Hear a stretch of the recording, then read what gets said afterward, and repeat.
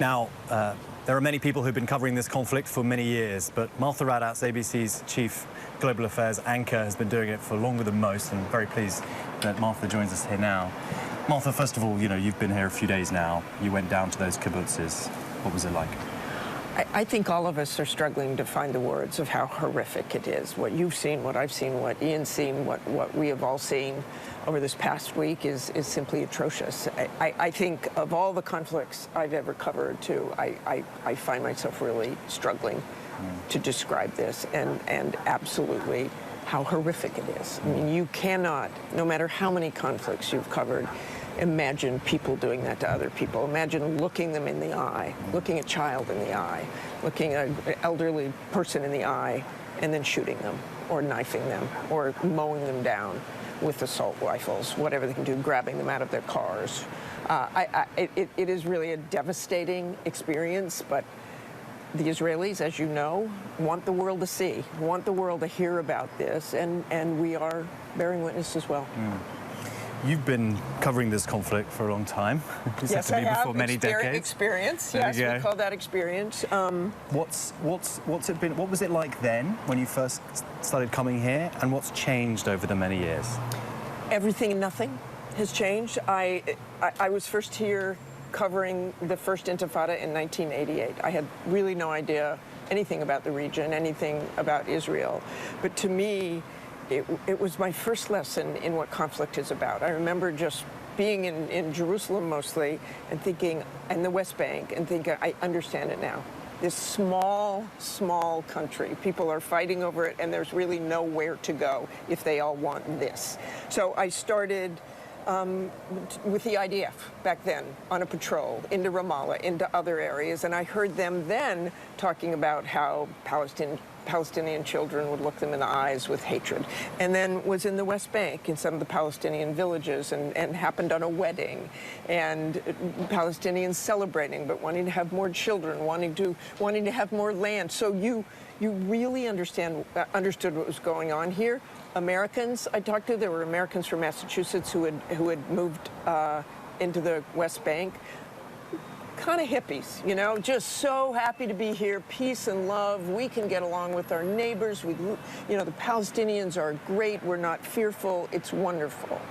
But then I started coming back again and again. I came back in the year 2000. Things would deteriorate on both sides. There was a little more suspicion. And of course, you started having horrific suicide bombings.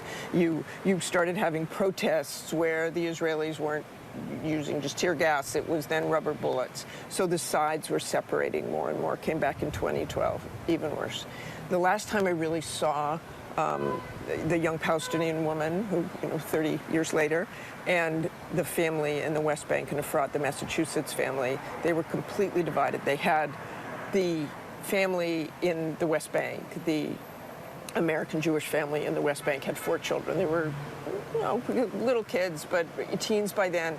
And during the interview, the parents, who had been so idealistic, are saying horrific things about the Palestinians. And I said, do you want to talk to your children like that in front of them? And they said, oh, my children were raised here. They are much, much more suspicious of the Palestinians. So this time, found them again, and 2 of them, and any chance of peace or reconciliation between these 2 sides. I don't see it happening. I think you're going to be standing here in 35 years in the way I am, and feeling completely defeated about any chance for it. Just a hardening over the years, hardening of positions.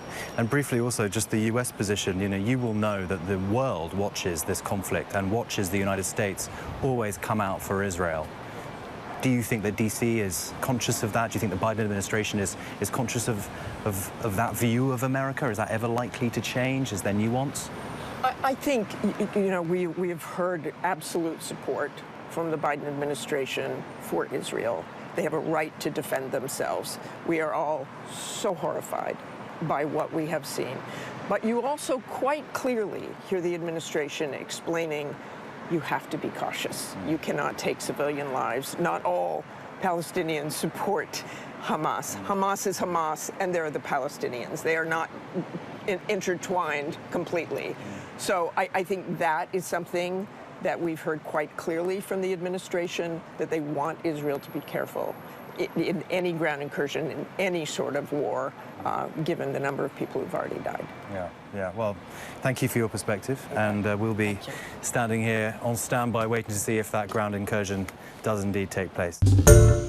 Hi, everyone. George Stephanopoulos here. Thanks for checking out the ABC News YouTube channel. If you'd like to get more videos, show highlights, and watch live event coverage, click on the right over here to subscribe to our channel, and don't forget to download the ABC News app for breaking news alerts. Thanks for watching.